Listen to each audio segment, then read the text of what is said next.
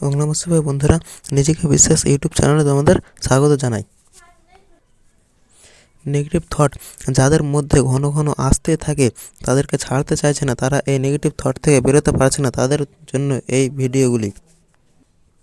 এটি ভিডিও না, অডিও বললে চলে, কারণ এই ভিডিওতে দেখার থেকে শোনার অনেক কিছু আছে। দেখে কোনো কিছু হবে না, শুনলে এই ভিডিওগুলির গুরুত্ব এবং নেগেটিভ প্রশ্নের সমাধান পেয়ে থাকবে। অনেক মানুষের মনে অনেক ধরনের নেগেটিভ চিন্তা আসতে থাকে, নেগেটিভ চিন্তার শেষ হয় না, যত ভাববে তত আসবে।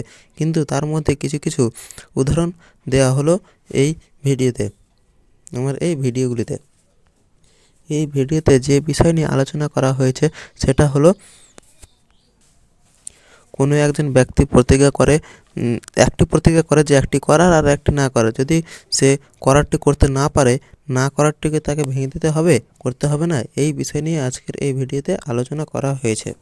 তাহলে দেরি না করে ভিডিওটি শুরু করা যাক।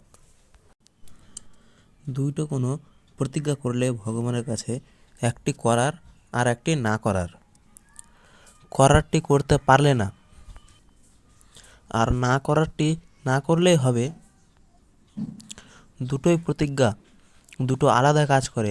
তার মধ্যে একটি প্রতিজ্ঞার দুটো কাজের মধ্যে একটি যদি না করতে পারো, তাহলে কি দুটোই কি করতে হবে না?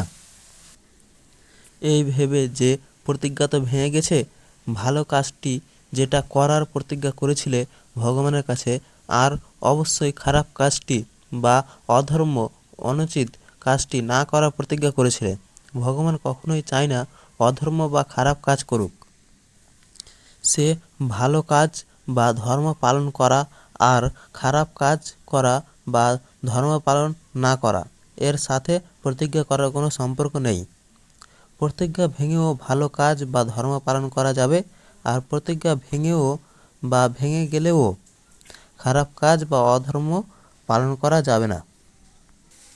ভগবান তো এটাই চায় যে খারাপ আর ভালো একটি প্রতিজ্ঞার দুটি কাজের মধ্যে ভালো করতে না পারো, তাহলে প্রতিজ্ঞা ভেঙে গেছে বলে খারাপ বা অধর্ম করতে শুরু করো না, যেটা না করার প্রতিজ্ঞা করেছিলে। তারপরে সম্পূর্ণ প্রতিজ্ঞা না ভেঙে আবার শুরু করো প্রতিজ্ঞা পূরণ করার।